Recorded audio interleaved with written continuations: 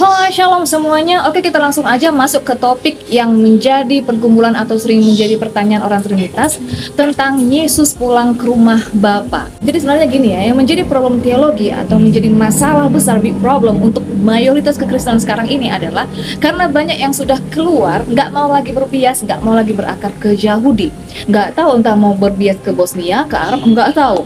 Kita sebenarnya mau nggak mau tuh harus berakar ke Yahudi. Apakah ini ada pengaruhnya dengan bapak-bapak gereja yang dulu banyak antisemit sehingga berusaha untuk menghilangkan akar keyahudian? Karena banyak kali term-term, ada banyak ungkapan, ada banyak bahasa yang bisa dimengerti oleh orang-orang di zaman itu sesuai dengan kulturnya. Mereka mungkin udah biasa mendengarkan pemahaman A, B, C.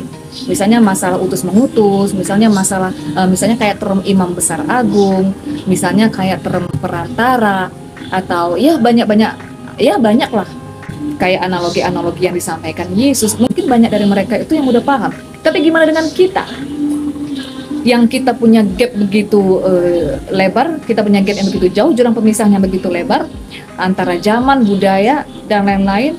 Jadi kita mau nggak mau ya harus masuk ke kultur mereka supaya kita tuh lebih mengerti bahasa-bahasa yang ada di Alkitab. Loh ya, di zaman Yesus itu aja banyak itu yang nggak ngerti. Yang Yesus langsung berinteraksi kepada audiens, yang Yesus tuh langsung bicara kepada orang-orang di situ, sejamannya, berada di kultur itu.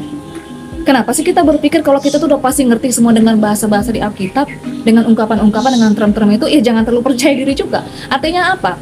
Biarpun kita udah S2, S2 atau sampai SSC di mana berderet-berderet, kita harus terus terapkan long life education. Nah, gimana dengan Yesus pulang ke rumah Bapa? Jangan kalian pikir ini kayak ada anak Pak Lurah pergi ke rumah bapaknya, terus waktu anak itu masuk ke rumah bapaknya, di sana itu ada dua pribadi, ada anak, ada sang bapak. Bukan kayak gitu, itu gagal total namanya. Jadi kadang-kadang ya aku melihat dalam berdebat, dalam berdiskusi, pernyataan-pernyataan, argumentasi orang Trinitas ini itu jatuhnya memang ya beda-beda tipis lah, BT 11-12 dengan unitarian modern. Jadi ada satu anak yang ada di bawah, ada satu oknum lagi yang di atas, and then kemudian mereka dua pribadi. Bapak sama anak itu beda. Tapi kalau misalnya dibilang politeis, nggak mau. Oke, jadi maksudnya gimana Yesus pulang ke rumah Bapak? Oke, jadi di sini juga nanti sekalian menjawab tentang ucapan Yesus waktu Yesus ditanya tentang kiamat ya. Yesus jawab seorang pun nggak tahu, anak enggak ya, juga dengan istilah pengangkatan atau rapture. Suara sangkakala, Yesus menyediakan tempat rumah Bapa ya, semua ini nanti berhubungan. Gambaran pernikahan dalam tradisi Yahudi adalah gambaran Kristus dengan umatnya. Yesus disebut mempelai pria dan kita adalah pengantin yang sedang menunggu kedatangan sang mempelai yang menunggu untuk diangkat dibawa ke rumah si laki-laki. Pesta pernikahan Yahudi adalah tipologi atau gambaran pesta pernikahan anak domba. Pulang ke rumah Bapa adalah konteks pernikahan Ibrani, yaitu Niswin. Oke, sebelumnya coba kita flashback ke Kejadian 29, kisah Yakub yang suka ke Rahel tapi yang dikasih Laban adalah Lea. Kok Yakub nggak tahu itu Lea ya? Jadi di Timur Tengah kuno ada tradisi pesta pernikahan selama seminggu. Disebut Minggu Pengantin Wanita. Ini mirip-mirip bulan madu di kita ya, hanya aja pengantinnya itu nggak pergi kemana-mana. Nah, ini pesta penyambutan yang diadakan di rumah bapak si mempelai pria. Tapi kisah Yakub sama Laban ini dibuat di rumah Laban karena Yakub tinggal di sana ya. Nah, kenapa Yakub bisa nggak tahu itu Lea? Jangan bayangkan gaya pacaran mereka itu kayak gaya pacaran modernnya sekarang ya. Dari waktu pertunangan atau erusin sampai pernikahan atau nisuin, laki-laki dan perempuan dijauhkan karena perempuan masih perawan. Ini menghindari godaan. Ini sama kayak kita yang dipisahkan dulu dari Yesua sampai hari pesta pernikahan. Nah, di Alkitab ada perumpamaan 10 anak dara, 5 gadis bijak dan bodoh tentang kerajaan surga digambarkan. Nah, 10 gadis itu adalah saksi yang juga dipakai untuk pengantin wanita, karena pengantin pria biasanya datang malam hari, jadi baik si wanita dan 10 gadis itu akan menyiapkan lampu mereka dengan banyak minyak untuk menyambut pria.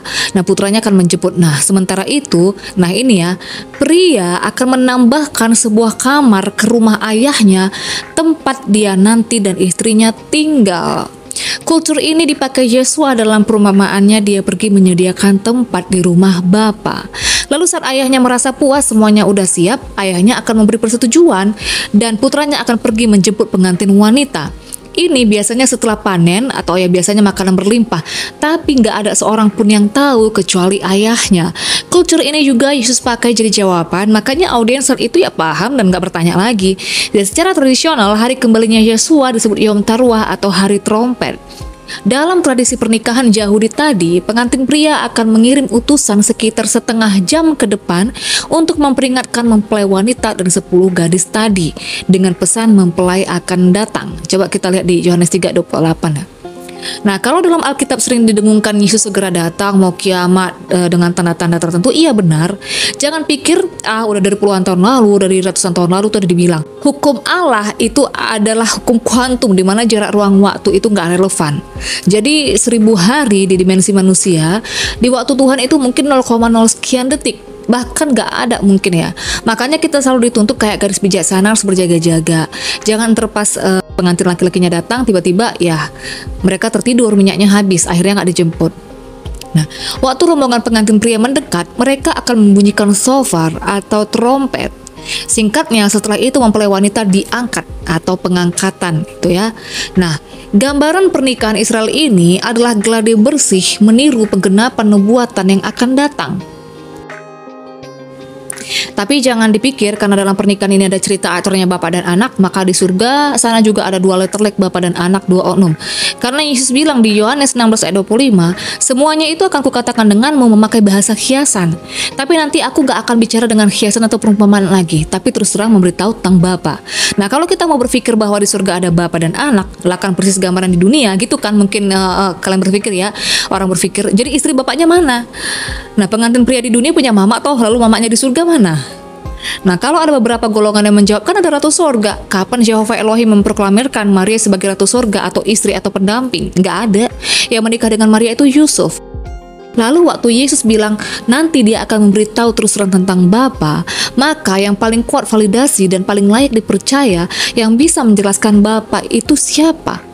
Yesus, bukan bapak-bapak gereja, bukan konsili.